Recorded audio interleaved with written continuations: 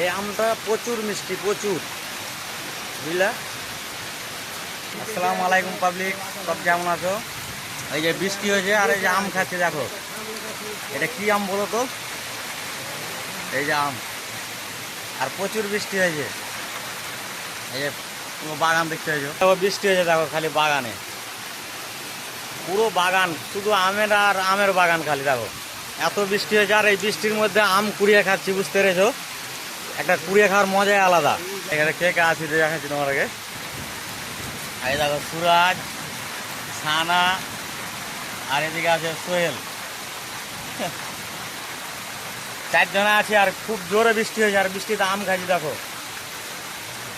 আর আম সানা গাছ পাকা আম। আর এটা কি আম বলো, কমেন্ট করে জানো এটা কি আম, আর কে কে খেয়েছে এই আমটা।